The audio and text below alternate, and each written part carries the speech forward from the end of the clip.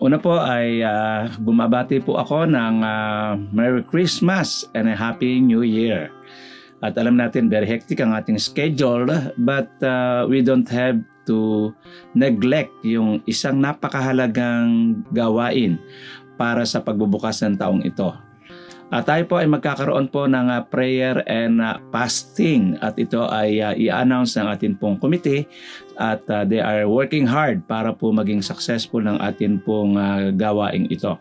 At ako po ay tinagubilina na magkaroon ng panibukas na devotion para po sa ating pong theme na Let Us Rise Up and Build. Sa panahong ito, we have to rise up and we have to build. We have to build our church, our churches, ating mission points at ang ating mga congregations at ating mga daughter churches, ating finance, ang ating evangelism, ang discipleship. Let us rise up and build. Sa ating pong ating devotion, tayo po muna ay sumandaling manalangin. Panginoon, ikaw po ang pumatnubay sa aming gawain ito.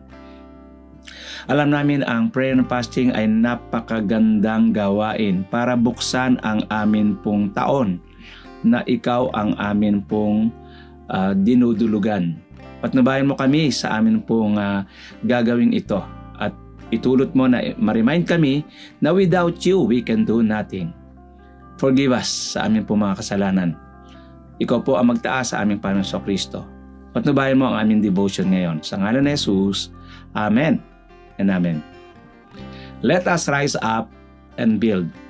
Ano po ang background dito? Importante po na mapag-aralan natin yung context. Yung pag sinabi natin yung context, yung pinagmulan ng Bible. Kasi ito ay historical, kaya meron pong panahon, merong karakter, at meron pong purpose, meron pong occasion. Ano po ang sitwasyon ng kapanahon ni Nehemiah? Si Nehemiah ay hindi isang prophet, hindi po siya isang scribe, siya ay administrator. Siya po nung nahandoon sa, alam natin ang background ng Israel, sila po ay na-invade ng Babylon, ang Judah. Nahati po ang Israel, hindi po ba? Ang Israel ay naging dalawa, Israel at Judah. At ang nangyari, ang Judah ay dalawa lamang tribo. Ang angka ni Benjamin at ni Judah. At naging capital na nga ang Judah. Yung 10 tribes ay ang kumuha ng pangalan ng Israel. At sila po ay parehong na-invade. Pero yung 10 tribes ay nabura sa mapa. Hindi po nakabalik. At subalit yung 2 tribo ay sila po'y kinuha ng Babylon at doon sila na-exile sa pamangunguna ni Nebuchadnezzar. At pagkatapos po noon ay sila kinuha ng Persia sapagkat naglaban ang Persia at Babylon at nanalo ang Persia. Yung nag-invade sa 10 tribes sa Israel ay Assyria na nabura sila sa mapa. Subalit, ang 2 tribong ito ay kinuha ni Nebuchadnezzar, pagkatapos po ay kinuha ng Persia. At sa panahong ito, ay si Nehemiah ay halos hindi na alam ang pangyayari. At ang nangyari ay nagbasa siya ng Biblia at natuklasan niya na ang dahilan ng kanilang invasion, ang dahilan ng kanilang pagkagapi ay dahilan sa kasalanan ng kanyang mga ninuno. At sila'y naalis sa Jerusalem. Ang Jerusalem ay ang pinakakapital ng buong Israel at nahandun ang temple. Mahalaga sa kanila ang temple. Subalit, sila ay nabura sa mapa. At naalaman niya ang sitwasyon sa Jerusalem na sira ang temple, sira ang wall, at wala silang identity as a nation. Kaya ang kanyang ginawa ay nag-prayer and fasting at nangyari ay nung alam na niya na panahon na ang hari ay pwede niyang kausapin sapagkat ang trabaho ni Nehemiah ay cupbearer. Malungkot siya, napansin ng hari at sinabi niya ang dahilan at ang hari naman ay pinayagan siya. Subalit humingi siya ng tulong na kung pwede ay magbigay siya ang hari ng permiso na sila'y makakuha ng mga materyales para magawa ang wall. At sila ay pinayagan. Ang ginawa ni Nehemiah ay sinurvey ang lugar at pagkatapos ay sinabi sa kanyang mga kababayan. At yun po ang sinabi ng kanyang mga kababayan. Sa Nehemiah 2:8, "Let us rise up and build." Ang text po ay nagsasabi ng ganito, "Let us rise up and build.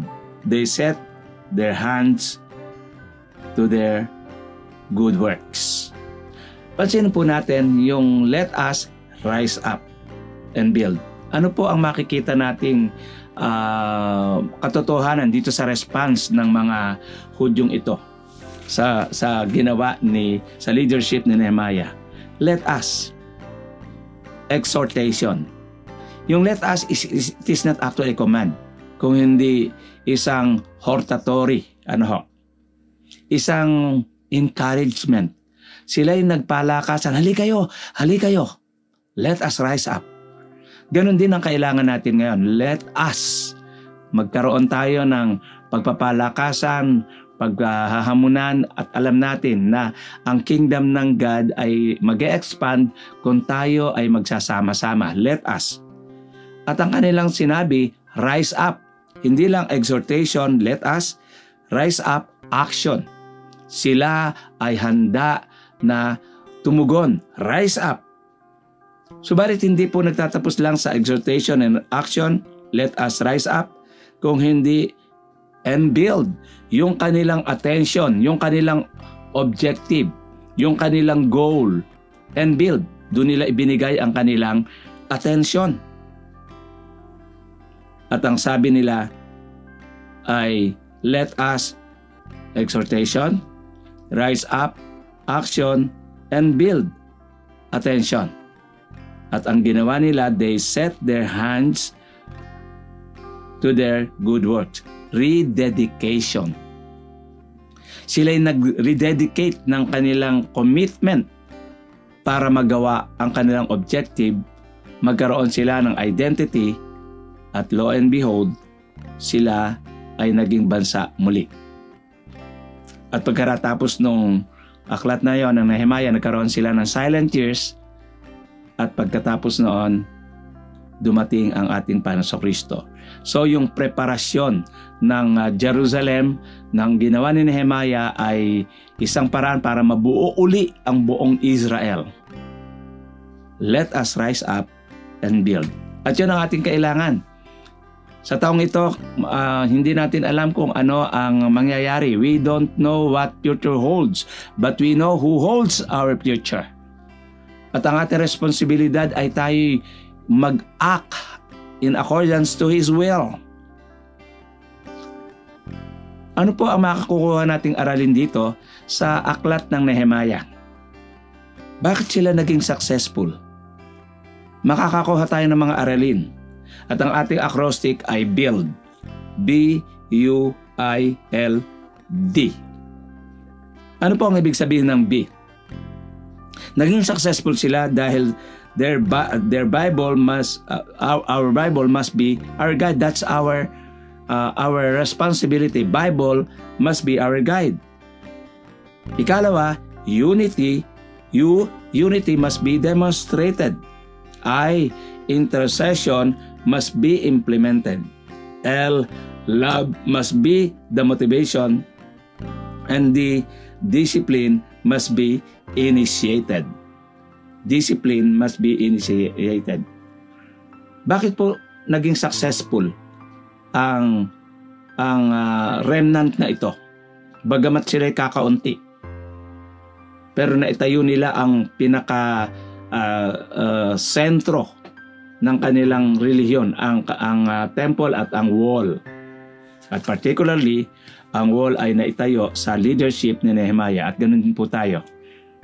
Makakakuha tayo ng aralin upang tayo maging successful din sa atin pong mga adhikain sa taong ito, sa 2024. Let us rise up and build.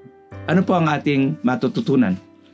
Makukuha sa na action natin para po magaya ang biblical narrative na ito. Build.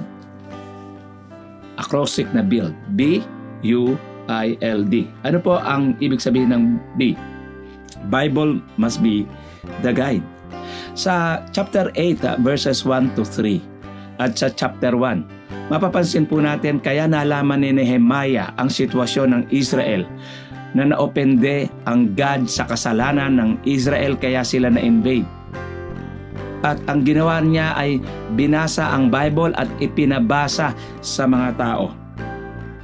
At nagkaroon ng revival sa Israel. Alam niyo po, si Ezra, kakontemporaryo ni Nehemiah. At si Ezra ay isa po siyang scribe.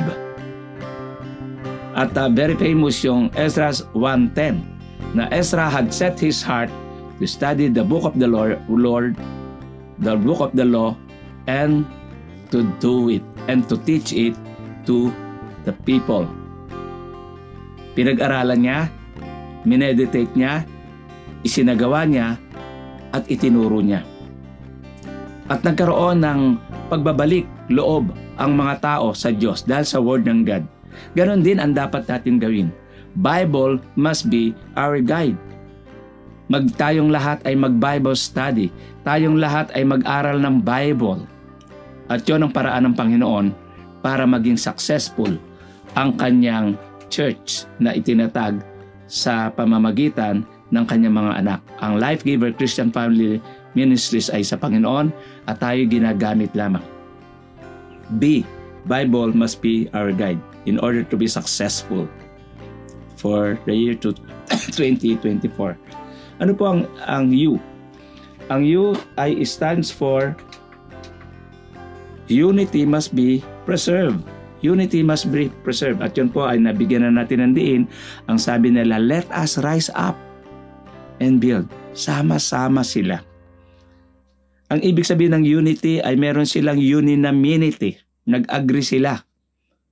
Hindi ho nangangahulugan na walang problema at hindi ho nangangahulugan na nakuha nila ang buong sentimiento ng Israel. Meron pong elite group na ayaw makiki-operate.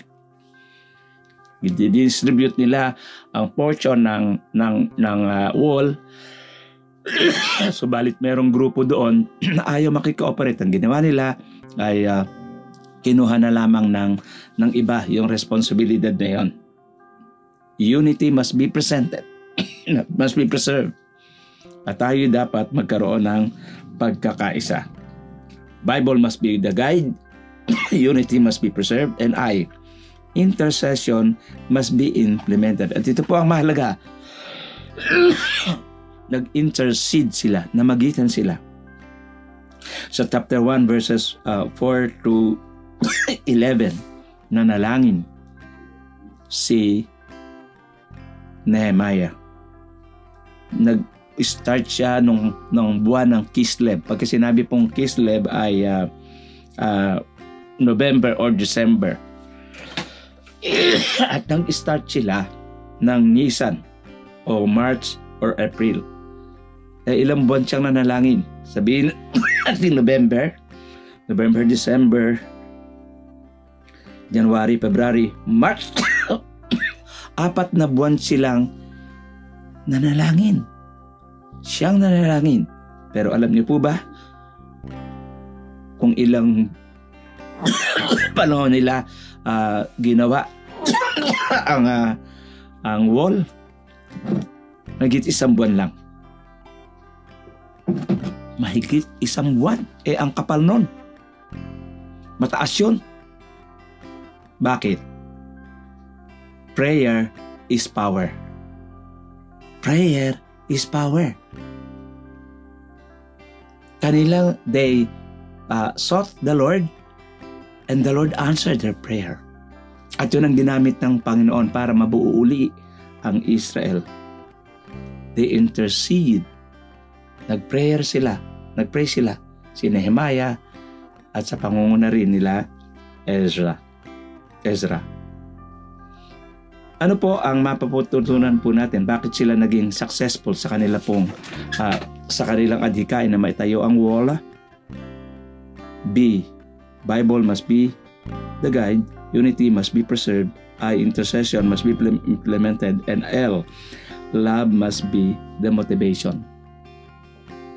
Sa chapter 5 verses 1 to 12, nagkaroon ng problema. Ang naging problema ay iba-iba sila ng antas ng kabuhayan. At dahil sa busy sila sa paggawa ng wall, yung may mga kayamanan o may mga pera na mas malaki kaysa doon sa kanilang mga kababayan, pinautang yung pera at malaki ang tubo. At yung ibang hindi nakabayad, pinapaalipin na lang yung kanilang mga anak. Nagalit si Nehemiah. Bakit ganyan kayo? Hindi ba dapat tayo nagtutulungan sa panahon ng crisis na ito? Bakit niyo pinahihirapan ang inyong kalahi? At nagsisi naman ang kanyang mga kababayan. Hindi ba dapat dito ay ang ating motibasyon ay pag-ibig?